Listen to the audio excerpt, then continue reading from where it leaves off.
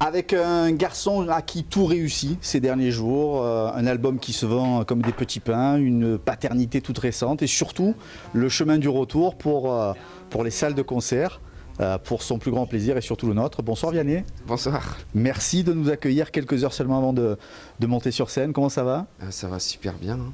Je suis bien reposé, je me suis reposé pour être au taquet avec vous. Là j'ai fait une petite sieste juste avant, parce que sinon voilà, j'aurais du mal à répondre aux questions que tu vas me poser. Donc je suis bien, je suis concentré et je suis surtout super content de rencontrer franchement tous ces gens que vous avez invités. Ils étaient hyper gentils avec moi, là on s'est vu 5 minutes et... Donc je suis bien, je me sens bien. Ça a été des intégristes complets au niveau du standard pour essayer de gagner cette rencontre et cette petite photo avec toi. Je suis gâté. Concert à l'Arena du Pays d'Aix ce soir. Qu'est-ce qu'un artiste comme toi se dit quand son album sort pendant le confinement et qu'il y a eu déjà des reports de tournée? Alors en fait c'est vrai, quand on a décidé de sortir l'album, de maintenir la sortie alors que tout fermait, moi je me suis dit que c'était une belle décision dans ma vie de jeune adulte, quoi, où j'ai dit c'est vrai qu'à un moment donné on peut choisir la stratégie, l'aspect exclusivement commercial des choses, c'est une option, donc on décale, et puis on peut choisir aussi d'essayer d'être courageux, voilà, et de dire on a déjà eu beaucoup de chance avec l'album d'avant, c'est sûr que là oui, on en vendra certainement beaucoup moins parce que tout ferme. Mais n'empêche que ça a beaucoup plus de sens pour cet album qui s'appelle N'attendons pas. Et on a tellement bossé dessus avec les équipes, ça a beaucoup plus de sens de maintenir la sortie et d'aller au charbon, quoi. C'est vrai que voilà, nous on voyait les choses comme ça. Et du coup, il s'est créé une énergie d'équipe qui forcément ne se serait jamais créée dans un autre contexte. Parce que là, c'était un contexte de, comme disait l'autre, de guerre, hein.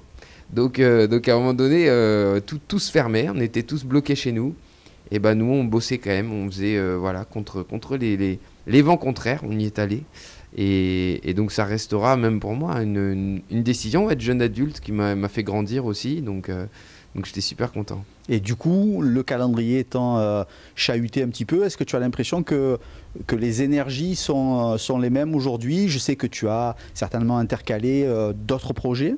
Oui. Comment ça se passe habituellement tout s'enchaîne? Il y a une sortie de single, une exposition en radio, la sortie d'album, la tournée qui vient juste après. Est-ce que les énergies sont les mêmes aujourd'hui? C'est sûr que moi ça me va bien en fait, ce mode d'improvisation permanente, quoi. Parce que c'est vraiment... moi j'aime bien faire au jour le jour les décisions, devoir s'adapter et tout ça. On a dû être très souple. C'est vrai que sur nos projets, nos plannings, etc. Parce que le contexte imposait ça. On savait tellement jamais ce qui se passait. On savait que les gens avaient peur aussi du coup de prendre des places pour pouvoir être déçus derrière, etc. Malgré tout, nous on a eu la chance folle que les gens maintiennent leur décision de venir nous voir. Donc je dirais que voilà, au final c'est une situation qui était compliquée, mais qui m'a rapproché de mon public, vraiment. Parce que j'ai réalisé encore mieux comme ils étaient déterminés et fidèles. Donc ça c'est un truc... qui était important pour moi, et c'est pas toujours palpable, parce que comme le public devient nombreux, etc., on voit pas spécialement les gens, mais quand on avait l'info, non, que les gens ils se désolidarisaient pas, ils continuaient de prévoir les concerts, de prendre l'album, tout ça, ça faisait chaud au cœur, voilà. Donc le rapport avec le public, évidemment que ça a encouragé un truc encore plus fort, et puis c'est vrai que mon équipe a été formidable, donc à chaque instant de ce grand numéro d'improvisation. Donc voilà, ça me correspondait bien, et moi je pense que j'y ai gagné beaucoup, notamment avec tout ce que je viens de vous dire. Avec des titres remplis de poésie comme dans chacun de tes albums, et pourtant une vraie ambiance festive dans chacun de tes concerts. Ce sont tes fans qui en parlent le mieux. Ouais, c'est la fête. Ouais. Ah ouais, le concert, c'est pas... Les chansons, c'est fait pour pleurer, mais le concert, non. non, le concert, non, j'essaie de créer autre chose, évidemment. Quand tu prépares une tournée et que tu imagines le rendu sur scène, qu'est-ce que tu as envie que les gens se disent en sortant de ton concert? Que j'ai tout donné, que j'ai tâché d'être généreux, quoi. Ça, c'est vraiment... faire le concert autrement, ça ne m'intéresse pas du tout. C'est pour ça que je fais attention à être en forme, etc. Parce que je veux essayer de tout donner. Et c'est vrai, je reconnais que le soir, en fin de concert, si vous venez me voir juste après, c'est très compliqué pour moi physiquement. J'ai mal partout. J'ai mal en fait. J'ai du mal à respirer et tout ça parce que je suis essoufflé et que j'ai tout fait pour tout donner. Donc pour moi c'est ça qui m'importe. Et si on dit que j'ai été généreux dans ce que j'ai envoyé pendant le concert, c'est ça le plus beau compliment. C'est pas que je chante bien, que je joue bien de la guitare ou je sais pas quoi. Ça me fait plaisir si on me le dit. Mais si on me dit que j'ai fait de mon mieux pour faire don de quelque chose de moi-même, ça je me dis que ils ont tout compris et que j'ai réussi surtout. Voilà. Alors tu travailles tout seul ou pratiquement tout seul pour la conception de tes albums, 90-95% paroles, musique, même réal. Est-ce que pour la tournée, c'est également le cas ou est-ce que c'est un peu plus un sport d'équipe? Ah non, mais même les albums, oui c'est vrai qu'on a l'impression, oui c'est vrai les chansons je les fais tout seul, la réalisation machin, mais après une sortie d'album, c'est un travail d'équipe. Et la tournée, plus que jamais, c'est un travail d'équipe. Il y a des corps de métier fabuleux hein. Sur une tournée. Il y a de la vidéo, il y a de la lumière, il y a du son, il y a des gens sur le plateau, des techniciens plateau, il y a ce qu'on appelle des riggeurs qui accrochent tout ce que vous voyez, ce que vous verrez en haut au spectacle. Nous, c'est 60 personnes qui trimballent autant de matériel sur la route. Donc 60 personnes, c'est que j'ai besoin d'eux. Ils ne sont pas là par hasard. Et sans eux, non, je peux pas faire de spectacle. C'est impossible. Et sur la conception, etc., c'est évidemment un travail d'équipe. Il n'y a jamais une personne qui est responsable, mais certainement pas moi. Moi, je donne des indications, évidemment, des directions artistiques. Mais mettre tout ça, concrétiser tout ça, non, c'est Tiben, c'est Alex, c'est Juju, Yo-Yo, Arnaud, Vincent, Mathéo, Calou. C'est 60 personnes que j'aime et dont j'ai besoin. Voilà. Est-ce que cette ambiance de groupe en tournée, c'est quelque chose qui te plaît ou est-ce que le travail en studio où tu es peut-être un peu plus solo te manque à ce moment-là? C'est sûr que j'ai besoin des moments solo en studio. De faire que de la tournée, à la fin je ne serais pas heureux, je serais incapable de savourer quoi. Mais le fait d'être en équipe, c'est même tout le plaisir de la tournée. Il y a le plaisir d'être sur scène avec les gens, mais en réalité c'est que la moitié du plaisir. Le reste, c'est évidemment la vie avec ces 60 gars, de faire attention à eux, de voir un petit peu comment se passent les choses, de passer des bons moments à jouer au ping-pong, au pad, la FIFA, à discuter, à se changer les idées, à boire un coup, à manger ensemble. C'est tous ces moments-là, évidemment que c'est primordial. Après, on n'est pas tous comme ça. Moi, je recherche ça. J'aime bien être dans le bus avec eux, j'aime bien dormir avec eux. Mais bon, c'est pour ça que j'aime pas les hôtels, les avions, tout ça. Ça ne m'intéresse pas. J'aime bien être avec eux, sinon, franchement, je passe à côté, je me prive. C'est pas un effort de ma part, c'est que je me prive, franchement, de tout ce plaisir qui est incroyable parce que c'est des gens incroyables. Hein. Peut-être qu'il y avait des relous, ce serait plus compliqué, mais j'ai pas. Nous, on a fait un casting, je trouve réussi. Et je dis on, c'est surtout voilà, mon régisseur, mon producteur spectacle. Ils me connaissent bien, donc ils savent quel genre de personnalité se font bien avec notre esprit et c'est assez réussi, donc je suis content. On a parlé de report tout à l'heure. Est-ce que ce qu'on va voir ce soir, c'est exactement la tournée que tu avais imaginée il y a 1 an et demi, ou est-ce que par la force des choses, il y a des petits trucs que tu as modifiés? Non, c'est la tournée qu'on imaginait, qu'on préparait exactement. Ouais. Travail introspectif au niveau de la conception des chansons, mais un garçon qui adore partager la musique. Gims, Boulevard Désert, plus récemment Ben Mazué ou Mentissa. Est-ce que c'est quelque chose d'important, ce partage de musique, même si toi, tu es toujours à l'initiative très auto-centré au moment de la conception de tes titres? Ouais, oui, j'adore partager en studio, mais en fait, j'ai envie de le faire même encore plus. Je sais que je peux faire des chansons tout seul, j'aime bien ça. Et il y a des chansons que je dois faire tout seul d'ailleurs, parce que c'est vraiment des choses très personnelles. Donc ça, j'ai envie d'en parler tout seul parfois. Mais le fait de travailler avec d'autres, surtout avec des gens que j'admire, ça c'est vrai que c'est un truc incroyable. Et de coécrire ou co-composer, parce que c'est même de ça dont je suis à la recherche de plus en plus, parce que je suis amoureux des auteurs-compositeurs. Et donc j'aime bien me mélanger et essayer de voir ce que ça donne. Et du coup, on fait toujours des choses que je n'aurais jamais faites tout seul. Donc c'est ça qui me plaît là-dedans, dans le duo, c'est de provoquer des choses inattendues pour moi.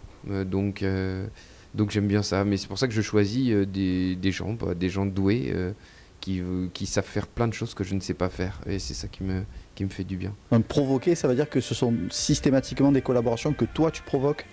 Souvent. Sur lesquelles toi tu es à l'initiative? Souvent. Maître Gims, c'était pas le cas. Hein.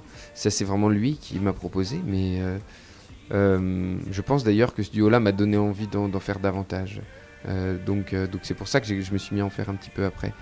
Mais c'est vrai que oui, c'est à mon initiative. Voilà. Après, il y a parfois des gens qui refusent. Hein, ça arrive, bien sûr, parce que c'est pas l'univers qui peut leur parler, les inspirer. Ça peut arriver qu'on essaye aussi avec d'autres, et comme on trouve pas ça très bien, on le sort pas. Moi, j'aime bien qu'on reste libre jusqu'au bout, déjà de collaborer ou non. Moi, quand je refuse une collaboration, j'espère vraiment du fond du cœur que c'est pas mal pris, parce que c'est toujours pour une belle raison. C'est une raison musicale, quoi. Quand c'est humain, en général, la personne ne me propose même pas. Voilà. Mais quand une personne que j'aime bien me propose une chanson, ça me parle pas, ça peut arriver. Et l'inverse peut arriver aussi, que moi je propose et que ça fonctionne pas. C'est comme ça, faut pas se prendre la tête. C'est comme dans la vie, quoi. Voilà, parfois on veut faire quelque chose ensemble, puis ça se fait pas, c'est la vie, quoi. Puis le partage, c'est aussi cette formidable aventure de The Voice que tu mènes depuis la saison dernière. On a l'impression que tu es fait pour ça et que tu t'éclates vraiment dans cette aventure. Bon, c'est gentil. Moi, j'étais pas sûr d'être fait pour ça du tout. Mais j'étais sûr d'y trouver beaucoup de plaisir, parce que de travailler avec des gens passionnés mais qui ne sont pas encore connus, c'est un truc que j'adore faire. Donc voilà, sur le papier ça m'allait bien, et dans les faits j'ai adoré. La prod a un peu moins adoré puisque tu casses régulièrement des fauteuils. Je leur coûte cher. Ouais. Non mais ça va, ils me pardonnent un peu, ils savent que c'est pas... Je suis pas un punk, hein, je fais pas volontairement. Hein. Et puis dans cette magnifique aventure, il y a de magnifiques rencontres comme celle de Mentissa qui fera la première partie ce soir. Parle-nous un petit peu de ce que tu as ressenti quand tu as choisi d'avoir Mentissa dans ton équipe. Alors c'est comme nous tous ici, quand on a des artistes préférés, on a parfois une chanson qui nous a bouleversés, et c'est compliqué d'expliquer pourquoi. Je parle pas juste de la chanson qui nous plaît, je parle de celle qui fait un truc physique, quoi. Bon, Mentissa me faisait un truc physique, donc c'est ça qui est compliqué d'expliquer. C'est que je sentais bien que pour moi elle était importante, ce qu'elle faisait c'était important pour moi, ça résonnait beaucoup. Mais c'est rare que ça arrive, ces trucs-là. Moi j'ai vraiment de la chance en fait, de l'avoir rencontrée, et du coup de l'emmener en tournée avec nous. Elle est avec nous tout le temps maintenant. Et puis l'émotion, elle est souvent au rendez-vous pendant ces émissions de The Voice. Est-ce que c'est aussi pour vivre des moments chargés d'émotions que tu as accepté de faire ce truc? Ah oui, bien sûr, c'est l'émotion, c'est vrai, qui fait qu'on fait de la musique, et déjà, et puis et là-bas, voilà, je sais pas comment ils bossent derrière, mais ils arrivent toujours à nous présenter des choses qu'on n'attendait pas et qui vont nous bouleverser. Donc ça, c'est vraiment c'est dingue, quoi. On fait pas du tout semblant. Peut-être que c'est exacerbé par la fatigue, parce qu'on tourne beaucoup, et puis le fait d'être dans un vase clos comme ça pendant des heures, hein, ça c'est vrai. Mais n'empêche qu'il y a des moments très forts, et que moi j'y vais pour ça. Après, il y a un truc que je déteste, donc parfois je leur demande de couper et tout ça, hein, au montage. Hein, j'aime pas moi trop pleurer quand c'est filmé et tout, mais bon, je sais pas, c'est bêtement viril, hein, comme réflexe. Donc je sais pas pourquoi, mais j'aime pas trop ça, mais je trouve que ça m'arrive beaucoup. Donc bon, je l'accepte, et parfois je les autorise à diffuser. Voilà. Partage en tout cas de la musique, partage des émotions. On parlait des collaborations tout à l'heure. Est-ce que tu as l'impression que c'est plus agréable de travailler pour les autres que de travailler pour soi? C'est plus facile en tous les cas pour moi. Pour soi, ça exige un certain recul sur les choses, et on a toujours moins de recul, je crois, sur ce qu'on fait nous. Donc j'ai plus de recul peut-être sur les gens avec qui je travaille, donc j'écris plus facilement. Voilà, et puis surtout, c'est évidemment plus enrichissant de travailler avec quelqu'un qu'avec soi-même. Et le plaisir, en tout cas, nous, c'est celui de venir t'applaudir tout à l'heure sur la scène de l'Arena du Pays d'Aix. Merci mille fois de nous avoir accordé quelques petites minutes. Avec plaisir. Est-ce qu'on peut faire du bruit pour Vianney, mesdames et messieurs? C'est gentil. Merci. Et je vais vous dire un truc. Déjà, je reconnais que C'est pas que j'aime pas les interviews, mais c'est vrai que j'en fais plus trop et c'est pas du tout méchant, tout ça. Voilà, c'est que je sais pas, j'ai une vie de jeune papa et tout ça, et donc bref. Il y a des priorités. Il y a des priorités et voilà. Donc c'est vrai que j'aime pas trop ça, mais toi t'as carrément la cote quand même chez nous. Donc à un moment donné, quand on parle de toi et que il faut le faire, tu dis bah oui, avec plaisir. En plus je rencontre des gens, donc voilà, j'aime bien ça. Mais il se trouve qu'en plus t'as préparé comme peu de gens préparent. Et même sur des médias nationaux, tout ça, parfois, ils devraient juste s'inspirer de ce que tu as fait là. Donc voilà, merci du fond à toi. du cœur. Merci. Ouais, c'est vrai. Merci beaucoup.